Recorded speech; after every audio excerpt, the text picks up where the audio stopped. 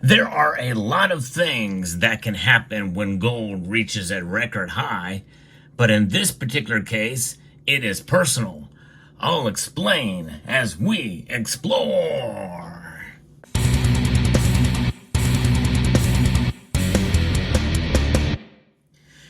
It has been an amazing ride for gold as we've seen it reach record highs multiple times in the last 4 years, beginning when it breached that psychological $2,000 mark back in August of 2020. Well, here we are now, 4 years later, and it's broken above $2,500 an ounce. In fact, on this historic weekend, when the gold prices have rested for the weekend, we're now seeing them at $2,508.70 for the price of gold. It did reach a high of $2,512.40. So it blasted right through that psychological level. Now, how long will this last? I don't know.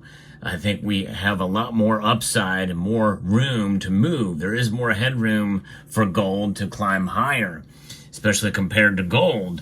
And there's a lot of different factors that weigh into that. And I've discussed that before in my market report that I gave on Friday when the price did breach that all-time high. However, what are people doing about it? Well, a lot of people are saying we can't buy gold right now because the price is just too high. There are some people that are buying gold. In fact, we've seen a dramatic shift in the form of gold eagles, the bullion coins out there. In fact, Silver Heist recently did a video discussing about the most popular size by far is a 10th ounce gold size. And I think that's great.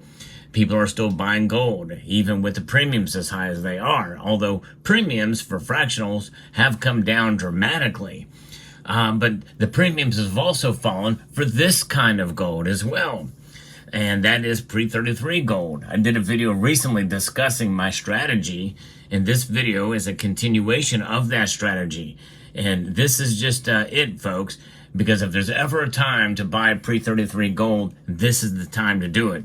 Yes, I've grown more interested in pre-33 gold really ever since another channel who used to post videos on gold, pre-33 collector, who showcase a lot of the gold coins that he has purchased. And, you know, I love the history behind these coins, especially when you can get them for near spot or for even under spot at times, or for bullion price. In other words, what you would typically buy for a regular bullion gold eagle or Britannia or Canadian maple leaf or what have you. Those coins are nice and they're usually pure gold coins, but there's nothing like Americana in history that is tied to these kinds of coins that you see here. In fact, this is a hint of what's missing from this really sort of a typeset of gold double eagles and gold eagles here. We have the Indian St. Gaudens $10 gold eagle here that you see before you. And it is a beautiful coin indeed. I love these coins. Would like to get more of them, have a few. And you typically will pay a little bit higher price for these, what are known as the Indian head. Although this is really the Lady Liberty with a headdress, an Indian headdress. This is not an American Indian represented on this coin. This is Lady Liberty herself, designed by St. Gaudens, Augustus St. Gaudens. Then we have the $20 gold double eagle, which is very nice. Now, why do they call this a double eagle when there's only one eagle on it? Well, eagle is in reference to the standard bearer, which is this. The $10 coin was the first, the $10 gold coin was the first one produced by the United States Mint, so they called it the eagle. And then, of course, when they did the fractionals, it was the half eagle, which is the $5, and the quarter eagle, which is the $2.50. So, by extension, the double eagle is related to the fact that it is the $20. So, gold double eagle there. Here's another example of the gold eagle and the cornet version. And so this leads to what I am doing right now and what has happened with gold's price reaching an all-time high. Yep, I bought gold. That's right. And I got it from a coin shop in my travels here. Now, you might be looking at this coin and thinking, well, if you paid $1,300 for this coin, well, you paid well above spot. And well, it wouldn't be well above spot. It would be notably above spot. This coin right here is an uncirculated gold eagle. And it has a bullion market value with a spot price of gold reached closing at an all-time high of 2508.70 of $1,214.37. Thereabouts, according to one of the calculators that I go to adjust to see what the bullion price is for these coins. I'm going to take it out of the plastic bag. I'm not going to remove it from the flip just yet, but this is the coin, and you can see that it is a mint state coin. Now, it's not an actual, they didn't attach a grade to it, but let's say it's an MS 61 or 62 tops. It does have a little bit of a surface residue on it there that can probably be removed fairly easily. But I bought this in my travels, over the weekend, and here's the receipt to prove it. I did pay above spot for it, but not a whole lot above spot.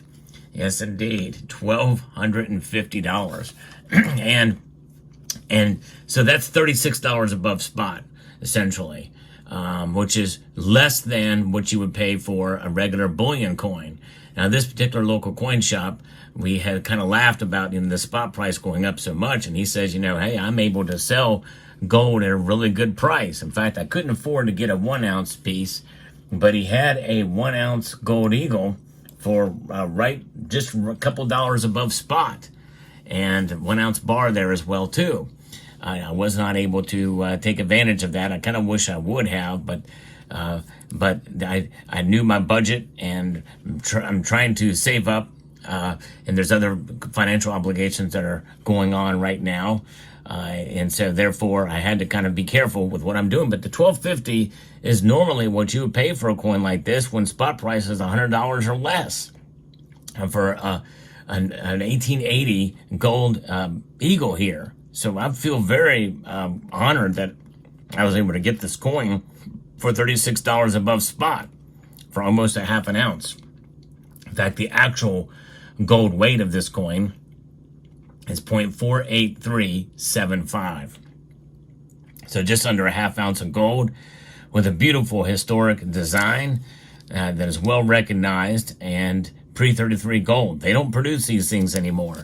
And so it's very nice to be able to add this thing to the stack, indeed. And that's exactly what I did here with this purchase, to be able to accumulate and to be able to continue to stack with the luxury of prices that I would be paying for when spot gold was $100 cheaper than where it is now.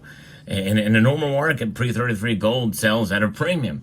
Even after the latest or the influx that we've seen of gold coins coming from Europe, many of these probably are remnants of that same holdings, but premiums were creeping back up again for pre-33 gold, and then they subsided a bit. So it's pretty amazing to see and to witness here that you can still buy gold for collector prices just a few years ago, and so that's why I can celebrate. And this is one of the reasons why I'm changing my strategy at least a bit. I'm still looking for some modern stuff, but if you can find historic gold for a decent price, very close to spot, why not do it?